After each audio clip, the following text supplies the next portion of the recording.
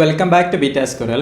നമ്മളിവിടെ കോഡിൽ ചെറിയൊരു മിസ്റ്റേക്ക് ഉണ്ട്. അതായത് നമ്മൾ പാത്ത് പാർസ് ചെയ്തിട്ട് ആക്സസ് ചെയ്യുന്നത്, അതായത് പാർസ് ചെയ്യാൻ വേണ്ടിയിട്ട് നമ്മൾ എടുക്കുന്ന പാത്ത് ഫസ്റ്റ് നമ്മൾ URL പാർസ് ചെയ്തു.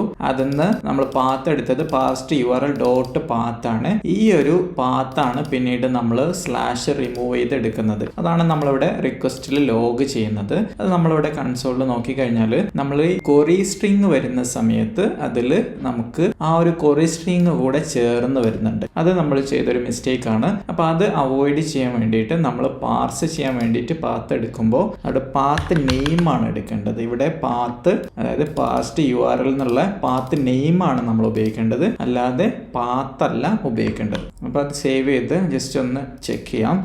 റണ്ണിങ് ആണ്. ഒന്നുകൂടെ സെൻഡ് കൊടുത്തു കഴിഞ്ഞാൽ നമുക്ക് പാത്ത് സ്റ്റുഡൻറ്റിന് കറക്റ്റ് ആ പാത്ത് മാത്രം കിട്ടിയിട്ടുണ്ട്. ഇനി നമ്മൾ ആപ്ലിക്കേഷൻ ഓരോ ചേഞ്ചസ് വരുന്ന സമയത്ത് നമ്മൾ ഓരോ തവണയും പോയിട്ട് നമ്മളത് Ctrl+C കൊടുത്ത് സ്റ്റോപ്പ് ചെയ്ത് വീണ്ടും സ്റ്റാർട്ട് ചെയ്യേണ്ട ഒരു ആവശ്യം വരുന്നുണ്ടല്ലോ. അത് ഒഴിവാക്കാൻ വേണ്ടിയിട്ട് എന്താ ചെയ്യാൻ പറ്റുമെന്ന് നോക്കാം. അതിന് വേണ്ടിയിട്ട് നമുക്ക് ഒരു തേർഡ് പാർട്ടി പാക്കേജ് ഉപയോഗിക്കാം. Nodemon എന്ന് പറയുന്ന Node.jsലുള്ള ഒരു NPM പാക്കേജ് നമുക്ക് ഉപയോഗിച്ചിട്ട് നമുക്ക് ആ ഒരു പ്രോബ്ലം സോൾവ് ചെയ്യും. അതിന് വേണ്ടി നമ്മൾ പ്രൊജക്റ്റിൽ ആ ഒരു Nodemon ഇൻസ്റ്റാൾ ചെയ്യണം. npm i nodemon -save -dev, അതായത് ഡെവലപ്മെന്റിന് വേണ്ടിയിട്ടാണ് നമുക്ക് ഈ ഒരു പാക്കേജ് വേണ്ടത്, അല്ലാതെ ഒരു സെർവർ റൺ ചെയ്യാൻ വേണ്ടിയിട്ട് ഇതിന്റെ ആവശ്യമില്ല. അതുകൊണ്ടാണ് -save dev എന്ന് കൊടുത്തത്. അങ്ങനെ കൊടുത്തു കഴിഞ്ഞാൽ അത് ഇൻസ്റ്റാൾ ആവുന്നുണ്ട്. ഇൻസ്റ്റാൾ ആയിട്ട് അത് നമ്മുടെ പാക്കേജ് JSON ആഡ് ചെയ്യും. സാധാരണ നമ്മളൊരു പാക്കേജ് ആഡ് ചെയ്യുന്ന സമയത്ത് ഡിപ്പെൻഡൻസീസ് എന്ന് പറഞ്ഞ ഒരു ഒബ്ജക്റ്റിലേക്കാണ് വരിക. ഇതൊരു ഡെവലപ്മെന്റിന് വേണ്ടിയിട്ടുള്ള ആയതുകൊണ്ട് ഡെവ് ഡിപ്പെൻഡൻസീസിന്റെ അണ്ടറിലാണ് വന്നിട്ടുള്ളത്. ഇനി നമുക്ക് ആപ്പ് സ്റ്റാർട്ട് ചെയ്യാൻ വേണ്ടിയിട്ട് Nodemon നമ്മുടെ ഫയലിൻ്റെ പേര്, നമ്മൾ ആപ്പ് ഇവിടെ സ്റ്റാർട്ട് ചെയ്തിട്ടുണ്ട്. നിങ്ങൾക്ക് ആ കൺസോൾ കാണാൻ പറ്റും. ഇനി ഞാൻ പോയിട്ട് നമ്മളെ കോഡിൽ എന്തെങ്കിലും ഒരു ചേഞ്ചസ് വരുത്തി നോക്കാം. നമ്മൾ ഈ ബോഡീൻ്റെ കൂടെ കൊറി കൂടെ കൺസോൾ ലോഗ് ചെയ്യുന്നുണ്ട്.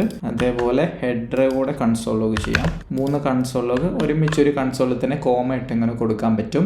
അത് സേവ് ചെയ്ത ഉടനെ നിങ്ങൾ ഇവിടെ കൺസോളിൽ നോക്കിക്കഴിഞ്ഞാൽ, അതായത് ടെർമിനലിൽ നോക്കിക്കഴിഞ്ഞാൽ കാണാം എൻ്റെ ആപ്പ് റീസ്റ്റാർട്ട് ആയിട്ടുണ്ട്. Restarting due to changes. അപ്പോൾ നമ്മളിവിടെ സ്റ്റോപ്പ് ചെയ്ത് വീണ്ടും റീസ്റ്റാർട്ട് ചെയ്യേണ്ട ആവശ്യമില്ല. ഓട്ടോമാറ്റിക്കലി അത് സ്റ്റാർട്ട് ചെയ്യും. നമുക്കൊന്ന് ആ ഒരു റിക്വസ്റ്റ് സെൻഡ് ചെയ്ത് നോക്കാം. കൺസോളിൽ നമുക്ക് ഒരു ബോഡി വന്നിട്ടുണ്ട്, അതിൻ്റെ കൊറി വന്നിട്ടുണ്ട്, അതേപോലെ തന്നെ ഹെഡർ വന്നിട്ടുണ്ട്. 3 ഓപ്ഷൻസ് നമുക്ക് കൺസോളിൽ വന്നിട്ടുണ്ട്, ടെർമിനലിൽ വന്നിട്ടുണ്ട്. അതേപോലെ തന്നെ നിങ്ങൾക്ക് വേറൊരു ഡൗട്ട് ഉണ്ടാവുന്നത്, നമ്മൾ കൺസോൾ ലോഗ് സാധാരണ കൊടുക്കുന്ന സമയത്ത് ജാവാസ്ക്രിപ്റ്റ് ബ്രൗസറിലല്ല കൺസോൾ വരേണ്ടത്. അത് എന്തുകൊണ്ടാണ് ഇവിടെ ടെർമിനലിൽ വന്നതെന്ന് വെച്ച് കഴിഞ്ഞാൽ, ഈ കൺസോൾ ലോഗ് എന്ന് പറയുന്നത് അത് എവിടെയാണോ ജാവാസ്ക്രിപ്റ്റ് റൺ ചെയ്യുന്ന അവിടെയാണ് വരിക. അതായത് നമ്മൾ ജാവാസ്ക്രിപ്റ്റ് ബ്രൗസറിൽ റൺ ചെയ്യുമ്പോൾ ബ്രൗസറിൽ നമുക്ക് കൺസോൾ ലോഗ് കിട്ടും. നമ്മൾ Node.js ആവുന്ന സമയത്ത് Node.js റൺ ചെയ്യുന്നത് V8 എഞ്ചിനിൽ സെർവറിലാണ് റൺ ചെയ്യുന്നത്. അതായത് നമ്മൾ ടെർമിനൽ ഉപയോഗിച്ച് അല്ലെങ്കിൽ കമാൻഡ് ലൈൻ ഉപയോഗിച്ച് അല്ലെങ്കിൽ ഗിറ്റ് ബാഷ് ഉപയോഗിച്ച് ആ ഒരു ടെർമിനലിലാണ് നിങ്ങൾ Node.js റൺ ചെയ്യുന്നത്. അതുകൊണ്ട് തന്നെ Node.jsൽ നിങ്ങൾ കൊടുക്കുന്ന കൺസോൾ ലോഗ് ഒക്കെ ടെർമിനലിലാണ് നിങ്ങൾ ചെക്ക് ചെയ്യേണ്ടത്, അല്ലാതെ ബ്രൗസറിലല്ല നോക്കേണ്ടത്.